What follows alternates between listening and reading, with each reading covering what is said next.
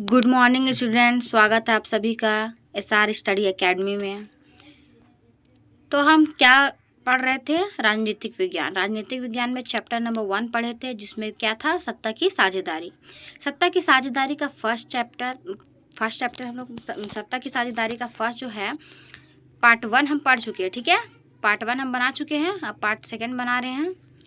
उसमें आधा कंप्लीट किए थे, आधा आज कंप्लीट करेंगे। तो वहाँ पढ़ा चुके थे, है ना।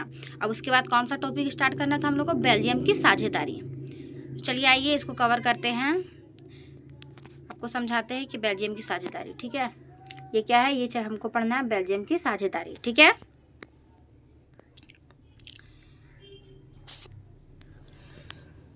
बेल्जियम के नेताओं ने श्रीलंका से अलग रास्ता अपनाने का फैसला किया।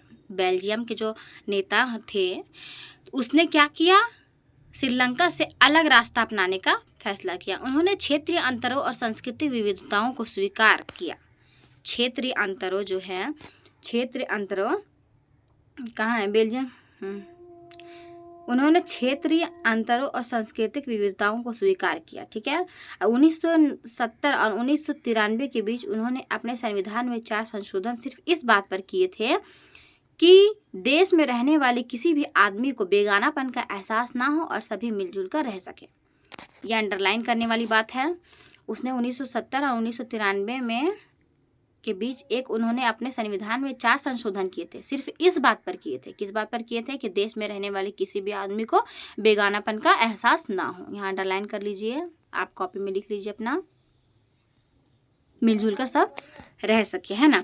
उन्होंने इसके लिए जो व्यवस्था की वह बहुत ही कल्पनाशील है तथा कोई और देश ऐसा नहीं कर पाया है। आज तक कोई ऐसा देश जो है वो ऐसा नहीं कर पाया है। उन्होंने अपने संविधान में 4 संशोधन किए। संशोधन मतलब होता है बदलाव, चेंजेस, है ना। तो 4 संशोधन किस बात पे? बस यही इस बात पे किए कि यहाँ पे रहने वाले किसी भी आदमी को बेगानेपन का एहसास ना हो, उसे ये नहीं लगे कि ये हमारा देश नहीं है, समझे, कि हम कहीं और आए हैं रहने के लिए। ठीक है, उसे सबको एहसास होना चाहिए कि ये हमारा देश है। ठीक है, बेल्जियम के मॉडल विशेष जानकारियों के लिए देखें बॉक्स की कुछ मुख्य बातें निम्नलिखित हैं। संविधान में इस बात का स्पष्ट प्रावधान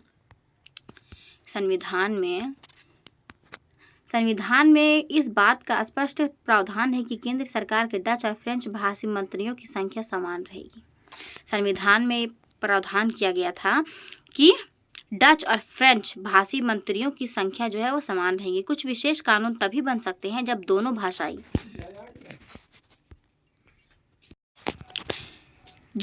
भाषाई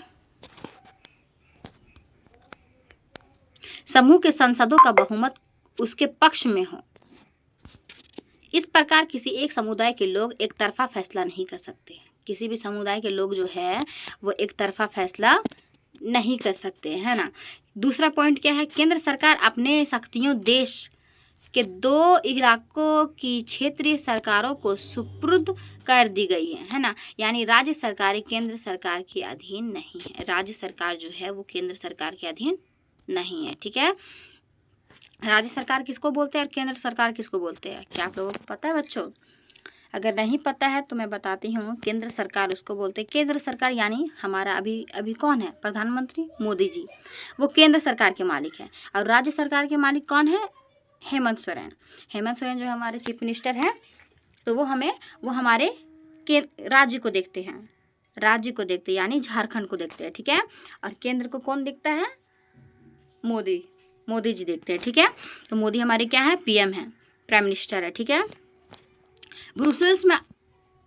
ब्रुसेल्स में अलग सरकार है और इसमें दोनों समुदायों का समान प्रतिनिधित्व है। फ्रेंच भाषी लोगों ने ब्रुसेल्स में समान प्रतिनिधित्व इस प्रस्ताव को स्वीकार किया क्योंकि डच भाषी लोगों ने केंद्र सरकार में बराबरी प्रतिनिधित्व स्वीकार किया था।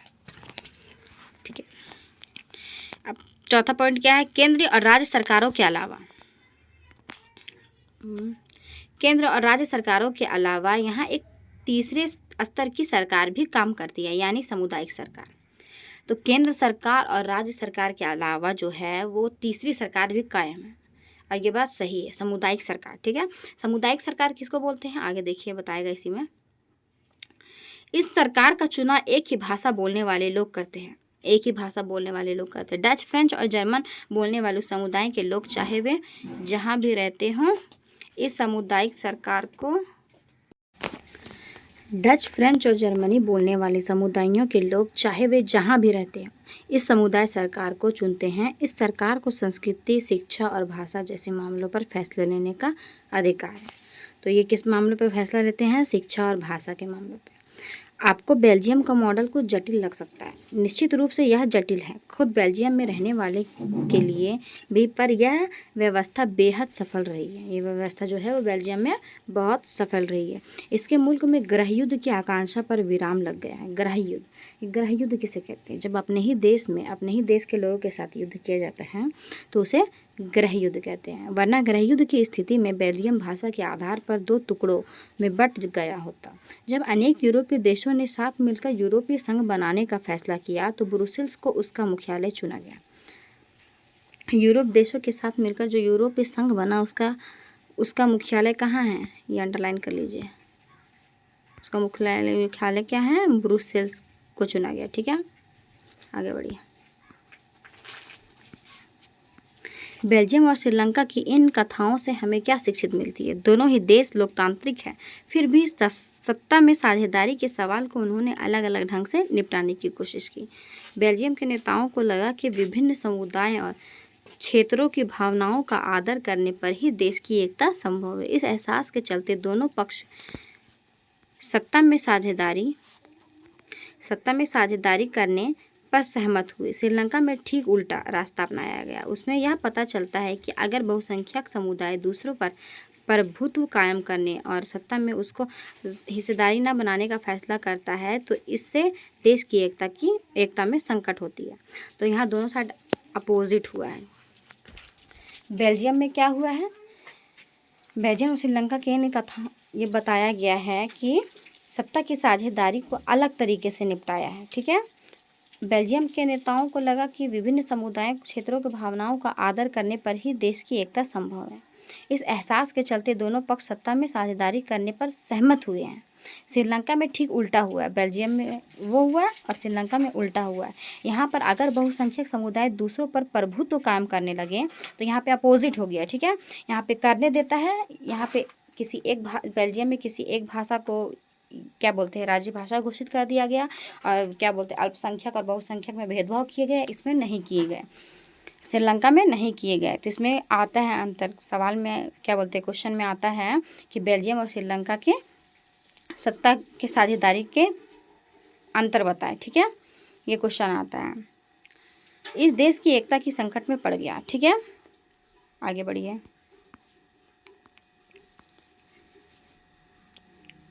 के लिए घातक हो सकता है। बहुसंख्यकों का यहाँ से पढ़ना है। सत्ता की साझेदारी क्यों जरूरी है? अब ये सवाल हम लोग का टॉपिक आ रहा है, सत्ता की साझेदारी जो है वो क्यों जरूरी है? सत्ता की साझेदारी क्यों जरूरी है?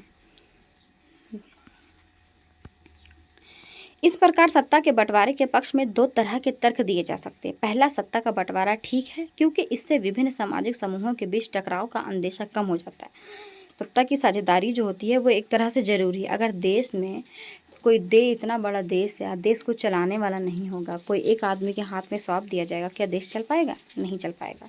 इसीलिए सत्ता की साझेदारी जरूरी है। सामाजिक समूहों के बीच टकराव का अंदेशा हो जाता है। इसके बीच समाज के लोग जो है एक दूसरे से टकराव होने होते हैं, मतलब गृह युद्ध स्टार्ट हो जाता है। चूँकि सामाजिक टकराव आगे बढ़कर अक्सर हिंसा और राजनीतिक अस्थिरता का रूप लेते हैं। हिंसा मतलब क्या होता है? हिंसा मतलब होता है मारपीट। इसीलिए सत्ता में हिस्सा दे देना राजनीतिक व्यवस्था के स्थायित्व के लिए अच्छा है। बहुसंख्यक समुदाय की इच्छा को बाकी सभी पर थोपना तत्कालिक तौर पर लाभकारी लग सकता है, पर आगे चलकर यह देश की अखंडता के लिए घातक हो सकता है। अखंडता मतलब दोनों, एकता अखंडता सुने हैं ना। बहुसंख्यकों का आतंक सिर्फ अल्पसंख्यकों के लिए ही परेशानी पैदा करता है। ठीक है, कहाँ पे हैं हम लोग? देखिए बता दे रहे हैं, अल्पसंख्यक के लिए ही परेशानी पैदा नहीं करता, अक्सर यह बहुसंख्यकों के लिए भी बर्बादी का कारण बन जाता है। बहुसंख्यकों के लिए भी बर्बादी का कारण बन जाता है। सत्ता का बंटवारा लोकतांत्रिक व्यवस्थाओं के लिए ठीक है। इसके पक्ष में एक और बात कही जा सकती है, और यह बात कही ज़्यादा गहरी है। सत्ता की साझेदारी दरअसल लोकतंत्र की आत्मा है। सत्ता की साझेदारी क्या है? लोकतंत्र की। तो क्या यहाँ पे बोला गया है? सत्ता की साझेदारी जो है वो दरअसल लोकतंत्र की आत्मा है। इसे अंडरलाइन कर लीजिए। लोकतंत्र की आत्मा क्या है? ये सवाल भी आ सकता है। ठीक है, सत्ता की साझेदारी क्या है? लोकतंत्र की आत्मा है। लोकतंत्र की आत्मा यहाँ पे लिखा हुआ देखो, लोकतंत्र की आत्मा है ना। यहाँ सत्ता की साझेदारी दरअसल लोकतंत्र की आत्मा है। लोकतंत्र का मतलब ही होता है कि जो लोग इस शासन व्यवस्था के अंतर्गत है उसके बीच सत्ता को बांटा जाए और ये लोग इसी ढर्रे से रहे। इसीलिए वैध सरकार वही है जिसमें अपनी भागीदारी के माध्यम से सभी समूह शासन व्यवस्था से जुड़ते हैं। ठीक है,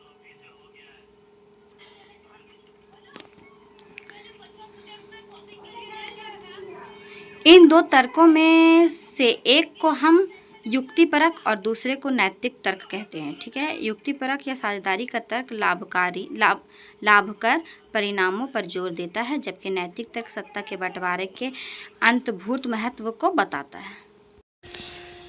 तो यहाँ तक हो गया है बच्चों। उसके बाद आगे बढ़ते हैं। खलील की उलझन। जैसा कि होते आया है इस बार भी विक्रम रात की खामोशी में अपने मोटरसाइकिल चलाए जा रहा था। ये बता रहा है, इसको हटाइए।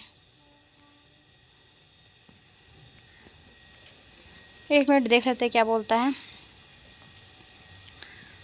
चलाया जा रहा था, बेलात उसकी पीठ पर बैठा था, हमेशा की तरह इस बार भी यह सोचकर कि कहीं विक्रम को नींद न आ जाए। बेताल ने कहानी सुनाना शुरू किया।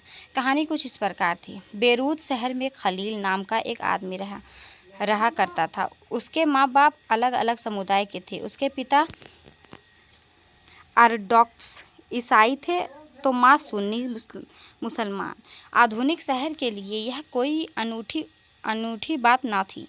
लेबनान में अलग अलग समुदाय के लोग रहते थे और राजधानी बैतूल में भी बस जाते थे। वे साथ रहते थे, मेल जोल होता था, पर गृह युद्ध में वे एक दूसरे से लड़ते भी थे। खलील का एक चाचा ऐसी ही लड़ाई में मारा गया था। गृह युद्ध की समाप्ति के बाद लेबनान के सारे नेता साथ मिलकर बैठे और विभिन्न समुदायों के बीच सत्ता के बंटवारे के कुछ बुनियादी नियमों पर सहमत हुए। इन नियमों के अनुसार तय हुआ कि देश का राष्ट्रपति मैरोनाइट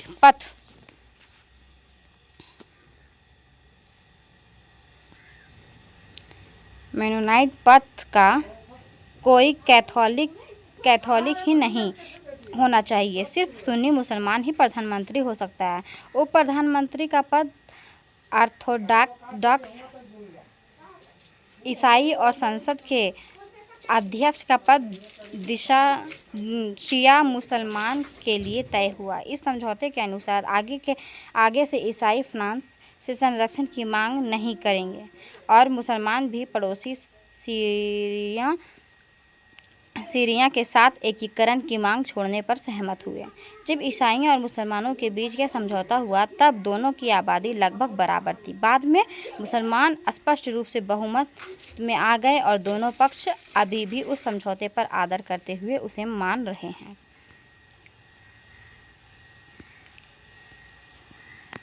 खलील को इस समझौते पर बड़ी गड़बड़ी लगती है। वह राजनीतिक महत्वाकांक्षा वाले लोकप्रिय व्यक्ति है, लेकिन मौजूदा व्यवस्था के रहते हुए वह सबसे बड़े पद पर पहुंच ही नहीं सकता। वह ना तो माँ के धर्म को मानता है और ना ही पिता के।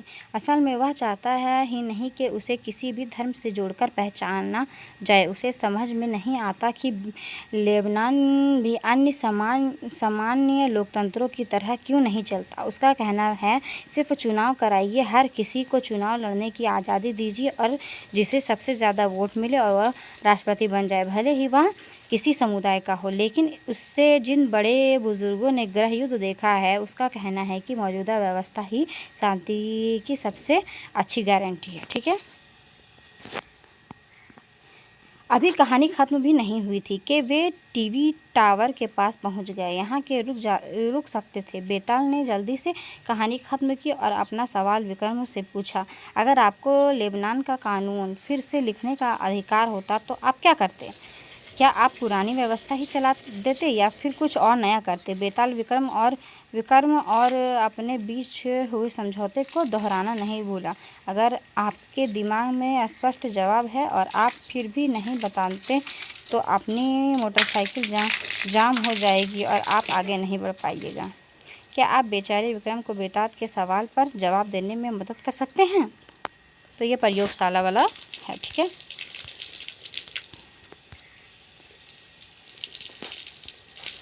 उसके बाद हम लोग का क्या टॉपिक है? सत्ता की साझेदारी के रूप, ठीक है। राजनीतिक सत्ता का बंटवारा नहीं किया जा सकता, इसी धारणा के विरुद्ध सत्ता की साझेदारी का विचार सामने आया था, ठीक है। लंबे समय से यही मान्यता चली आ रही थी कि सरकार की सारी शक्तियां एक व्यक्ति या किसी खास स्थान पर रहने वाले व्यक्ति समूह के हाथ में रहनी चाहिए। अगर फैसले लेने की शक्ति बिखर गई तो तुरंत फैसले लेना और उन्हें लागू करना संभव नहीं होगा। लेकिन लोकतंत्र का एक बुनियादी सिद्धांत है कि जनता की सारी राजनीतिक शक्ति का स्रोत है। जनता ही राजनीतिक शक्ति का स्रोत है। इसमें लोग स्वशासन की व्यवस्था के माध्यम से अपना शासन चलाते हैं और अच्छे लोकतांत्रिक शासन में समाज के विभिन्न समूहों और उनके विचारों को उचित सम्मान दिया जाता है और सार्वजनिक नीतियां तय करने में सबकी बातें शामिल होती है। इसीलिए उसी लोकतांत्रिक शासन को अच्छा माना जाता है जिसमें ज़्यादा से ज़्यादा नागरिकों को राजनीतिक सत्ता में हिस्सेदारी बनाया जाए। सही बात है, ठीक है। कि उसी को ज़्यादा मान्यता दी जाती है जिसमें ज़्यादा से ज़्यादा नागरिकों को राजनीतिक सत्ता में हिस्सेदारी बनाया जाए।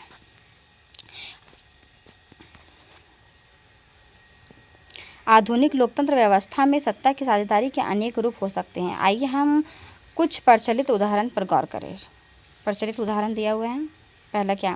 शासन के विभिन्न अंग जैसे विधायिका, कार्यपालिका और न्यायपालिका के बीच सत्ता का बंटवारा रहता है। इसे हम सत्ता का क्षैतिज वितरण कहेंगे क्योंकि इसमें सरकार के विभिन्न अंग एक ही स्तर पर रहकर अपनी अपनी शक्ति का उपयोग करते हैं। ऐसे बंटवारे से यह सुनिश्चित हो जाता है कि कोई भी एक अंग सत्ता का सीमित उपयोग नहीं कर सकता है। हर अंग दूसरे पर अंकुश रखता है। हर अंग जो है वो एक दूसरे पे अंकुश रखता है, मतलब रोक टोक रख सकता है। इससे विभिन्न संस्थाओं के बीच सत्ता का संतुलन बनता है। लोकतांत्रिक संस्थाओं के बारे में 9वीं कक्षा में पढ़ते हुए हमने देखा था कि हमारे देश में कार्यपालिका सत्ता का उपयोग करती जरूरी है, पर यह संसद के अधीन कार्य करती है। ये संसद के अधीन कार्य, न्यायपालिका की नियुक्ति कार्यपालिका करती है, पर न्यायपालिका ही कार्यपालिका पर और विधायिका के द्वारा बनाए कानूनों पर अंकुश रखती है। इस व्यवस्था को नियंत्रण और संतुलन की व्यवस्था भी कहते हैं। दूसरा, सरकार के बीच भी विभिन्न स्तरों पर सत्ता का बंटवारा हो सकता है। जैसे पूरे देश के लिए एक सामान्य सरकार हो और फिर प्रांत पर क्षेत्रीय स्तर पर अलग सरकार रहे, जैसे राज्य सरकार और केंद्र सरकार। पूरे देश के लिए बनने वाली ऐसी सामान्य सरकार को अक्सर संघ या केंद्र सरकार कहते हैं। प्रांत या क्षेत्र स्तर की सरकार को हर जगह अलग अलग नामों से पुकारा जाता है। भारत में हम इन्हें राज्य सरकार कहते हैं। हर देश में बंटवारा ऐसा ही नहीं है। कई देशों में प्रांत या क्षेत्र सरकारें नहीं हैं, लेकिन हमारी तरह जिन देशों में ऐसा व्यवस्था है वहाँ के संविधान में इस बात का स्पष्ट उल्लेख है कि केंद्र और राज्य सरकार के बीच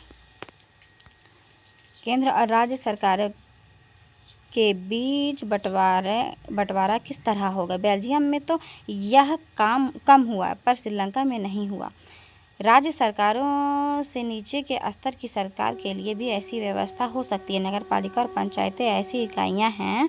उच्चतर और निम्नतर स्तर की सरकारों के बीच सत्ता के ऐसे बंटवारे को ऊर्ध्वाधर वितरण कहा जाता है ना। ये अंडरलाइन कर लीजिए। हम अगले अध्याय में इस पर विस्तार से चर्चा करेंगे। तीसरा, सत्ता का बंटवारा विभिन्न सामाजिक समूहों मसलन भाषाई और धार्मिक समूहों के बीच भी हो सकता है। बेल्जियम में सामुदायिक सरकार इस व्यवस्था का एक अच्छा उदाहरण है। कुछ देशों के संविधान और कानून में इस बात का प्रावधान है कि सामाजिक रूप से कमजोर समुदाय और महिलाओं को विधायिका और प्रशासन में हिस्सेदारी दी जाए। पिछले साल हमने अपने देश में प्रचलित आरक्षित चुनाव क्षेत्र वाली ऐसी ही व्यवस्था के बारे में पढ़ा था। इस तरह की व्यवस्था विधायिका और प्रशासनिक में अलग अलग सामाजिक समूहों को हिस्सेदारी देने के लिए की जाती है ताकि लोग खुद को शासन से अलग ना समझें, समझने लगे। अल्पसंख्यक समुदाय को भी इसी तरह की सत्ता में उचित हिस्सेदारी दी जाए। सामाजिक विविधताओं को शासन में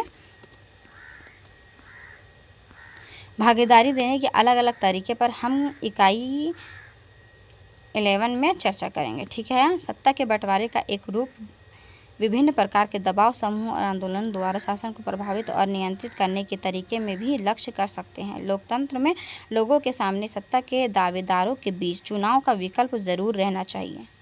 चुनाव का विकल्प जो है वो ज़रूर रहना चाहिए। लोकतंत्र में लोगों के सामने सत्ता के बीच चुनाव का विकल्प जरूर रहना चाहिए। समकालीन लोकतंत्र व्यवस्था में यह विकल्प विभिन्न पार्टियों के रूप में उपलब्ध होता है। पार्टियों सत्ता के लिए आसपास में प्रतिस्पर्धा करती है। प्रतिस्पर्धा मतलब कंपटीशन करती है। पार्टियों की यह आपसी प्रतिद्वंद्विता ही इस बात को सुनिश्चित कर देती है कि सत्ता के व्यक्ति या समूह के हाथ में ना रहे। एक बड़ी समयावधि पर गौर करें तो पाएंगे कि सत्ता बारी बारी से अलग अलग विचारधारा और सामाजिक समूहों वाली पार्टियों के हाथ आती जाती रहती है। कई बार सत्ता की यह भागीदारी एकदम प्रत्यक्ष दिखती है, क्योंकि दो या दो से अधिक पार्टियां मिलकर चुनाव लड़ती हैं या सरकार का गठन करती है। लोकतंत्र में हम व्यापारी, उद्योगपति, किसान और औद्योगिक मजदूर जैसे कई संगठित हित समूहों को भी सक्रिय देखते हैं। सरकार की विभिन्न समितियों के सीधी भागीदारी करके या नीतियों पर अपने सदस्य वर्ग के लाभ के लिए दबाव बनाकर के समूह भी सत्ता में भागीदारी करते हैं। इकाई 3 में हम राजनीतिक दल, दबाव समूह और सामाजिक आंदोलन की कार्यप्रणाली पर गौर करेंगे। ठीक है।